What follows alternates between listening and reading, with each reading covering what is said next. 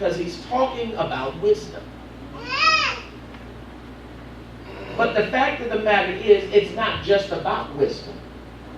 It is the fact that whatever you're asking God for, or whatever it is that you're believing God for, he's telling them, if you're asking for wisdom, you must ask and believe that he's going to give it to you. Right. And then you must have the mindset to be able to stand in the midst of waiting on it to come. Right. Because whatever you ask God for, please understand, the enemy is going to fight you before he gives it to you. Right. And God will allow the fight to happen just to see, God have mercy. Not for him to see, but for you to see where you are in him. He will. Because when you ask him for something, that's good. Come on. In our minds, we understand he has the power and the authority to give it to us right now. Some things are instant and some things must be developed. God have mercy. I said some things are instantaneous, but some things must be developed. Right. Wisdom is not an instantaneous thing. No, sir. God have mercy. I said wisdom is not instantaneous. It is not microwave popcorn. It is not something that you can just put, God have mercy. It's not something you can put some kernels in the popcorn thing, let the heat turn up, and then all of a sudden, 3 minutes later, you got hot, fresh popcorn you can put some butter on top of. All right.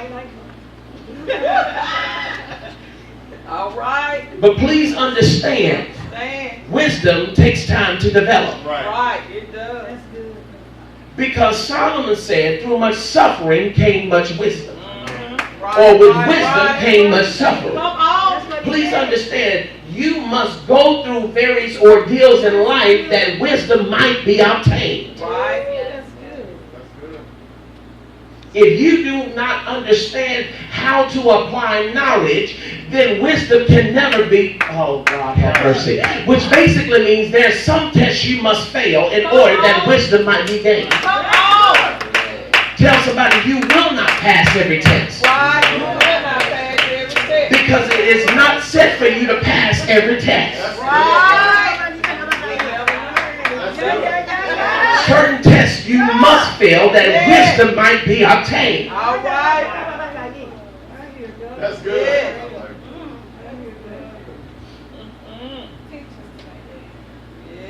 Lord.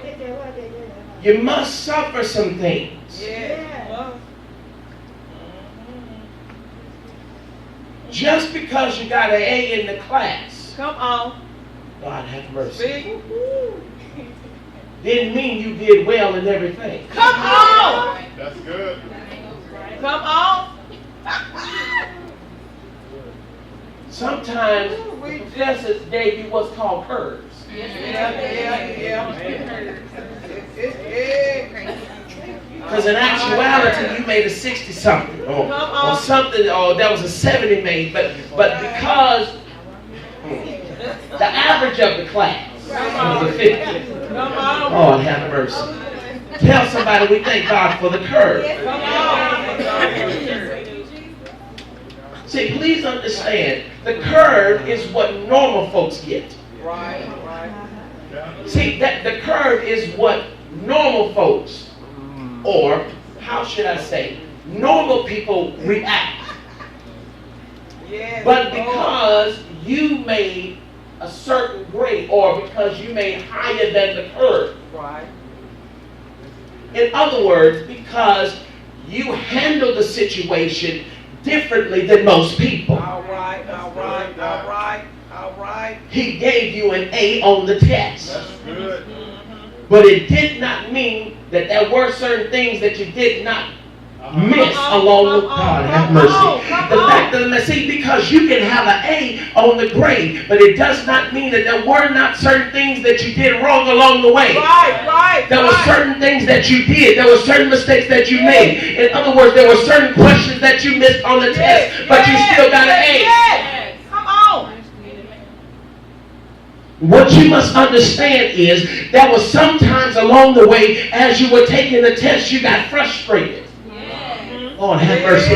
But the fortitude within you kept you moving forward when you wanted to stop answering the question. When the questions didn't make no sense. When the answers didn't make no sense to the questions. When they had, it seemed like 3 right answers.